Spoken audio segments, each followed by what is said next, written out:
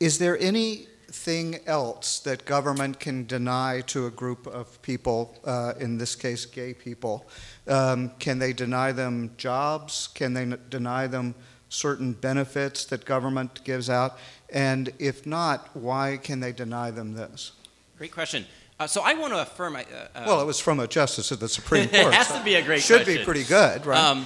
I want to affirm the equal dignity of gays and lesbians. I know that this evening started by saying that people on one side of this debate are denying the equal dignity of gays and lesbians. So I just want to set that record clear that I imagine that everyone in this hall tonight affirms the equal dignity of gays and lesbians. And that's why I think the government shouldn't deny gays and lesbians anything.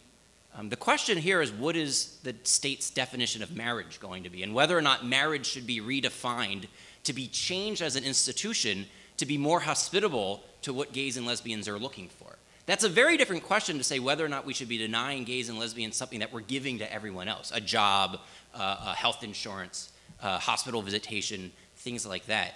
So because I affirm the equal dignity of gays and lesbians, I don't think they should be denied anything like that. The question before the court, though, is whether or not the people should decide how to settle the very delicate and sensitive question of what to do about Heather, who has two mommies.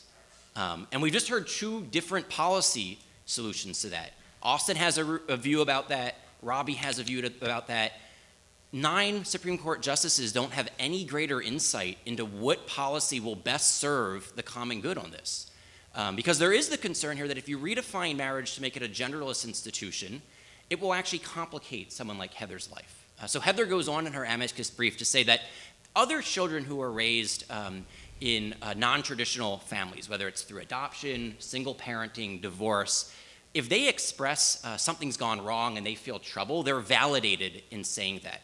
So the children of divorce, the children of adoption, the children of single parents, if they say, my life is tough right now, I'm missing out on a parent, they're validated in law and culture. Children who will be raised by same-sex couples where marriage has been redefined will be told, you're just like everyone else, there are no differences, and if you're experiencing a difference, the problem is with you, not with the family structure. So that's an argument on the other side. Again, I don't think the judges know which policy is going to come out best here, which is why we should allow the laboratories of democracy to figure this out. If Massachusetts and California choose to redefine marriage, they can see if that ends up being the best policy for all citizens. If the 4 states in the Sixth Circuit want to say, wait, we want to see what happens if we retain the historic definition of marriage and we have other mechanisms for other parenting arrangements. The most common type of same-sex parenting in the United States isn't a lesbian relationship. It's a relationship between a middle-aged woman and her mother raising the child and the grandchild together. No one's suggesting we should redefine marriage to make that relationship a marriage, though. So there are other ways in policy that we can deal with parenting situations as they exist while affirming everyone's equal dignity without redefining marriage. Because the biggest challenge right now is that 40% of all children are born to single mothers, it's 50% of Hispanics, and over 70% of African Americans born to single moms.